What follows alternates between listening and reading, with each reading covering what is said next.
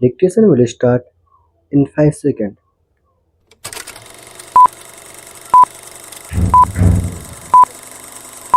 Mr. Vice Chairman, I was speaking about the need for developing a strong UN delegation. I wish that the Honorable Prime Minister would give his attention to this aspect of the matter, particularly in view of the fact that in the next decade or two, politics all over the world would take on a complex character, and it is necessary that men are trained from now on for taking part in international affairs. In the UK and the United States, such delegations are built with men who have wide knowledge of international affairs, and there should be other qualification for a man to be included in such a delegation. In this connection, I should also like to mention that it is time for government to develop sound conventions regarding the conduct of foreign affairs. In the United States,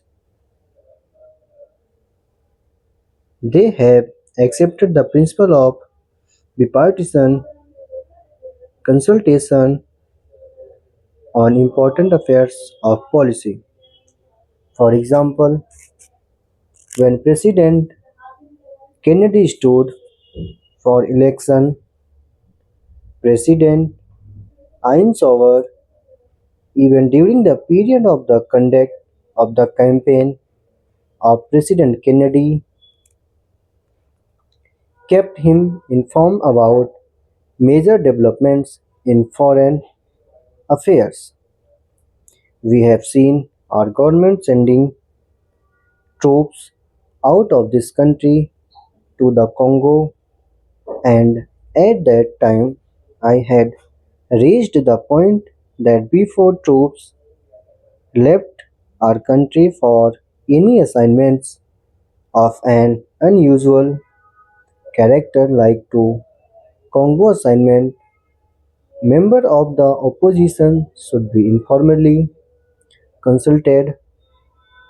There will be no question of any way leakage of information whatever if leaders in the opposition are consulted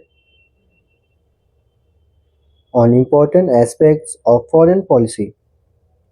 The consultative committee of the External Affairs Ministry does go some way to the needs of exchanging information about foreign affairs, but the informal consultation of the kind that I mentioned, where the leader of the opposition and leaders of other parties are called and told by the Prime Minister about unusual developments, would strengthen the conviction that the foreign policy of the country has the support not only of the Congress party but also of the entire country. I was speaking about our external publicity, and it is a subject on which I think I can speak with some confidence as I have been an old time newspaperman in this country. The material which is sent out to foreign countries is extremely scrappy and useless. There is included in these messages some statement of what this minister was saying somewhere. We are trying to give publicity to ministerial activities, and it is inevitable that some such publicity should be given because ministers are in charge of the government, but one abroad doesn't get a real idea of what is happening in the country. I would like to suggest for the consideration of the External Affairs Ministry that they should send a fortnightly assignment assessment of what is happening in India, written dispassionately, not to please a minister or to highlight something that he has done, but to give an objective assessment of what is going on in the country. In the old days, when the British government was in existence, such fortnightly reports used to be sent by various state governments, and I think a beginning can be made in that direction in this matter. The other point I would like to suggest is that publicity is a complicated and technical matter.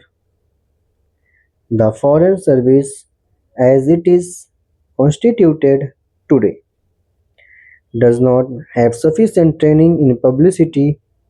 The estimate committee, which went into the demands of the External Affairs Ministry, mentioned about the methods of training which have been adopted, but since our foreign service men are not trained in publicity work, and one sees, for example, that a lot of confusion has arisen in the United States over Ambassador Nehru's statement. I think the External Affairs Ministry might well set up a committee of members of parliament who are conversant with external publicity and some newspapermen to advise the External Affairs Ministry for time to time. I do not think that the committee will ask for information which is confidential or secret, but they can assist the newspapermen. There are a handful of competent men who would be willing to serve on the committee in an advisory capacity. They would be too able to tell the External Affairs Ministry what should be done in order that our news publicity abroad is better. I might mention also that the estimates committee had recommended the creation of a cultural cell. So to my mind, we have also to be clear in our mind regarding the objective of rural industrialization. Do we mean to have only diversification of rural economic, and are we going to have rural industrialization only in order to give some help to those who find themselves unemployed during a certain period of the year? Are we aiming at utilizing local resources and meeting local needs through diversification of rural economy, or have we a more fundamental objective in mind when we are trying to industrialize the rural areas? Without this, I am afraid rural industrialization will not be possible. Thank you.